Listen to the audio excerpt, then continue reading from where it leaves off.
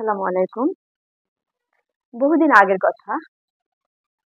বনের রাজা সিংহ সিদ্ধান্ত নিয়েছিল যে বনের কেউ অশিক্ষিত থাকবে না। এই সিদ্ধান্তের আলোকে সে কি করলো, বনের ভিতরে একটা স্কুলের ব্যবস্থা করলো, যে স্কুলে সব ধরনের পশু পাখির বাচ্চা আর কি পড়ালেখা করবে। যথা নিয়মে সেখানে আসলো হাতির বাচ্চা, মাছের বাচ্চা, বানরের বাচ্চা, জিরাফ, সব ধরনের পশু পাখির বাচ্চা সেখানে উপস্থিত হয়ে গেল।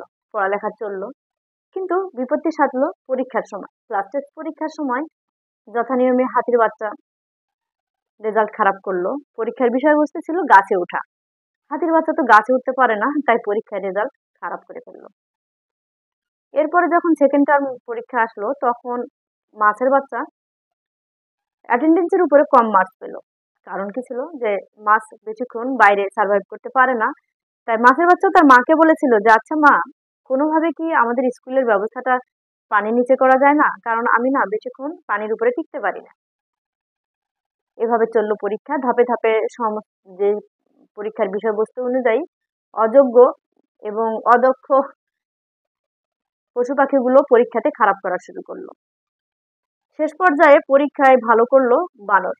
সে যথারীতি পরীক্ষায় ফার্স্ট হয়ে তার মুক্তার মালা অর্জন করে নিল। এই পরিস্থিতি না দেখে বনের যাবতীয় পশু পাখির গার্ডিয়ান যারা ছিলেন, বাচ্চাদেরকে স্কুলে দিয়েছিলেন, তারা তো বেদম প্রহার শুরু করলেন তাদের নিজের বাচ্চাদের। কি গল্পটা আরো শোনার ইচ্ছে হচ্ছে? আসুন গল্পের সারমর্মটা বুঝি। আচ্ছা বলুন তো, যে হাতির বাচ্চার গাছে ওঠার পরীক্ষা দেওয়ার কি প্রয়োজন ছিল? হাতি তো এমনি এমনি গাছ থেকে তার লম্বা সুর দিয়ে ফল পাতা সবটাই পেরে নিতে পারে। তার তো কোনো প্রয়োজন ছিল না যে গাছে ওঠার পরীক্ষা দিবে।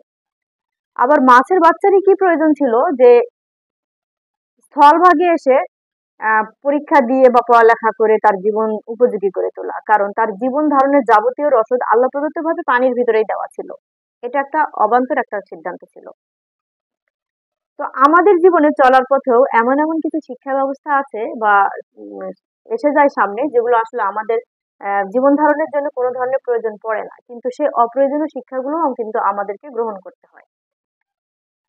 আমরা জানি যে শিক্ষাই জাতির মেরুদণ্ড, কিন্তু কিছু কিছু অপ্রয়োজনীয় শিক্ষা জাতির মেরুদণ্ডকেও ভেঙে দিয়ে থাকে। তাই আসুন আমাদের জীবনের চলার পথে যে শিক্ষাগুলোকে আমরা একেবারে জরুরি হিসেবে আমাদের জীবনে প্রয়োগ করতে পারবো, যেগুলো আমাদের জীবন ধারণের জন্য প্রয়োজন, সেই শিক্ষাগুলোকে আমরা বেছে বেছে গ্রহণ করব। অযথা টানাপোড়েনে পড়ে যেটা আমাদের ভিত্তিহীন যুক্তিহীন যে শিক্ষাগুলোর কোনো প্রকারের এফেক্ট নেই জীবনে, সেই শিক্ষাগুলো অর্জন করার জন্য একদম মরিয়া হয়ে উঠবো না। তাতে করে জীবনের যেমন স্বর্ণ সময়গুলো চলে যাবে, তেমনি আমাদের চলার পথের অ্যাটেনশনটাও কিন্তু কমে যাবে। কারণ শিক্ষাই জাতির মেরুদণ্ড, এটা সত্যি কথা হলেও আবার উপযুক্ত শিক্ষা ব্যবস্থা কিন্তু সেই মেরুদণ্ড ভেঙে দেওয়ারই কিন্তু আসল কারণ। তাই আসুন আমরা জেনে শুনে বুঝে তারপরে আমাদের শিক্ষা ব্যবস্থাটাকে আমরা গ্রহণ করি। ভালো থাকবেন সবাই।